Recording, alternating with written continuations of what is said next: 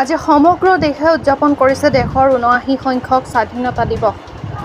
হোজাই জিলা কংগ্ৰেছৰ উদ্যোগত হোজাই নেতাজী কৰ্ণাৰত উদযাপন কৰা হয় ৭৯ সংখ্যক স্বাধীনতা দিৱস। স্বাধীনতা দিৱসৰ পতাকা উত্তোলন কৰে সাংসদ তথা অসম প্ৰদেশ কংগ্ৰেছ কমিটিৰ সভাপতি গৌৰৱ গগৈ। প্ৰায় ৫,০০০ৰো অধিক ৰাইজে অংশগ্ৰহণ কৰে উক্ত অনুষ্ঠানত। পৰৱৰ্তী সময়ত হোজাই জিলা কংগ্ৰেছৰ উদ্যোগত অনুষ্ঠিত হোৱা তিৰংগা ৰেলীত অংশগ্ৰহণ কৰে গৌৰৱ গগৈ। হাতে হাতে তিৰংগা লৈ হোজাই চহৰৰ মাজমজিয়াদি উলিওৱা হয় এই তিৰংগা ৰেলী। হোজাইৰ পৰা পুনীত চৌহানৰ স্বাধীনতা দিৱস উপলক্ষে মই সমগ্ৰ অসমবাসী ৰাইজক শুভেচ্ছা জ্ঞাপন কৰিছোঁ আৰু আজি আমি সকলোৱে সংকল্প লৈছোঁ যিদৰে স্বাধীনতা সংগ্ৰামত ভাৰতৰ জনসাধাৰণ একগোট আছিল।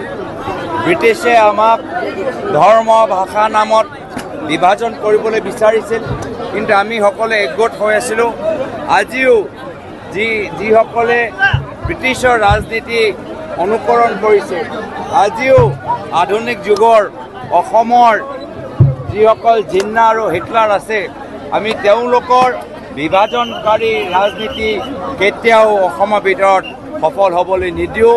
মোৰ দৃঢ় বিশ্বাস যে অসমৰ জনসাধাৰণে চব চাই আছে, বুজি পাই আছে, আৰু অসমৰ জিন্না আৰু হিটলাৰ তেওঁলোকৰ সপোন কেতিয়াও বাস্তৱ হ'বলৈ নিদিয়ে।